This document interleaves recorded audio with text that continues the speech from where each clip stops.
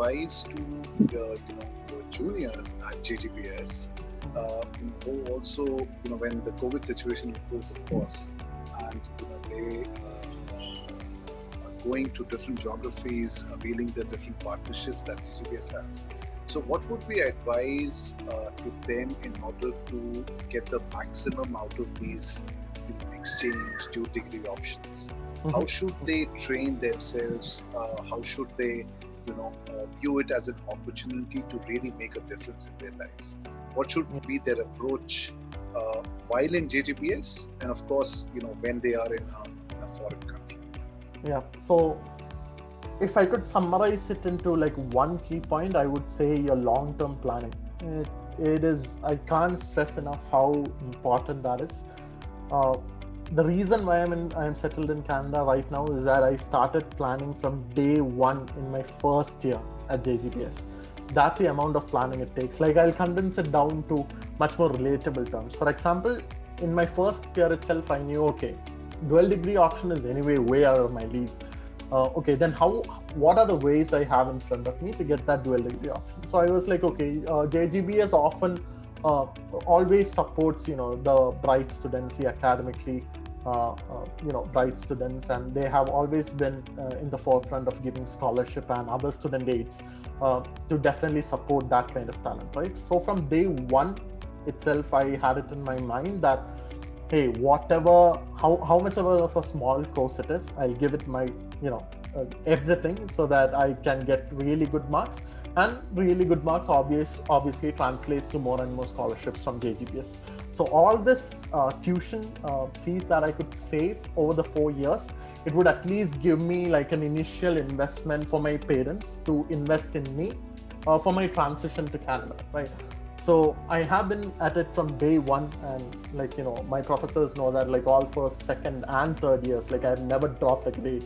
Like everything has been like the maximum A grade at that time. I believe now there is A+ as well, but that time it was just A.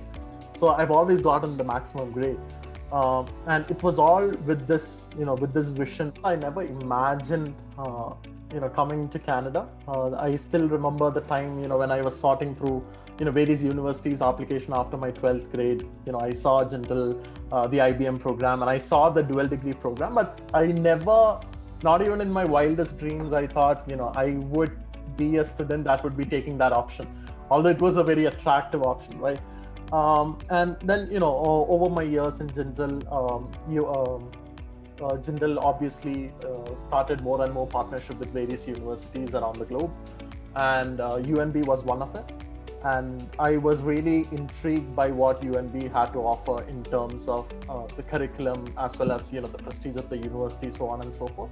Obviously, there were a lot of considerations, when it comes to budget and what course I could take and so on and so forth. But after my 4th year at Jindal, I made the decision, okay, UNB is the place I want to be at. I started my application process then and there. Got selected by UNB, came all the way, transitioned all the way to Canada, which was frankly a huge change.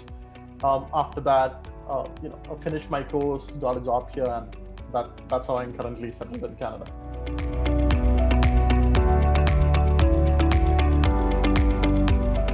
The other job offers that I received before graduation, apart from Sedin, is from other tech companies in Atlantic Canada. And how I landed upon that is that during my course in UNB, I have been very proactive in participating in all the competitive events. So we had an event called Data Visualization Challenge, in which you are supposed to, make a data visualization out of Tableau using a real data set, right? So I had previous experience in Tableau and data visualization by Professor KK Pandey's course in JGBS, but I again also had to take, it was a mandatory course here, so I had to take that course again at UNB. And it's after that course I participated in this competition, and I had won 3 awards, and even one from the mayor of Fredericton as well. So it has been a win-win for me. And soon after the competition, at the venue itself, there was a president of another company that came forward and said, hey, here's my card, give me a call once you graduate, right? So those kind of networking and getting your presence shown over there really, really goes a long way.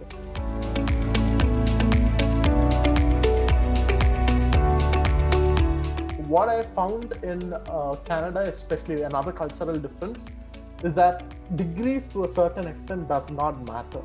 It's the skill and the capability that you have that matters a lot. So again, you have to plan when it comes to things like that. Like, when I was in UNB, I planned for the data visualization challenge. I won it.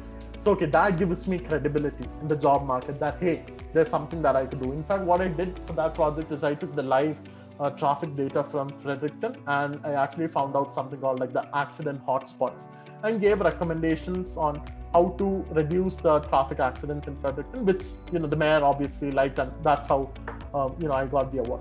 So you have to be very practical, and you have to have those skill sets that you can bring to the table. In fact, at UNB, I took a lot of courses in which I was working or consulting for startups in Fredericton and New Brunswick. So over there itself, I took some sales responsibility, although it was not sales, since these were like, what we call MVPs, minimum viable products. I took the responsibility to take their product, connect with various CTOs and CIOs on LinkedIn and ask, hey, what is your feedback on this product? Now, if you look at it, this has a lot of overlap with sales, right? In sales also, you reach out to these decision makers, and you have to understand it has a lot of overlap with what I want to be.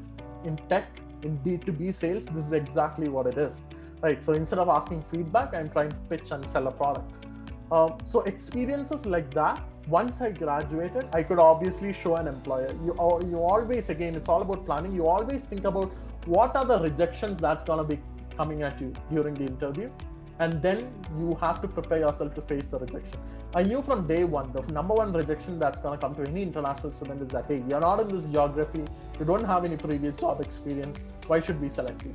And for me, the answer to that is that, hey, I have all these skill sets. Apart from that, I have experience working with all these startups. This is what I have done for them. These are their reference letters. In fact, I was very proactive in getting references and testimonials in my LinkedIn account as well. Make myself presentable. It's all about building a brand to yourself. You are the brand. So you have to have that notion in your mind, and that definitely translates into you having a good career.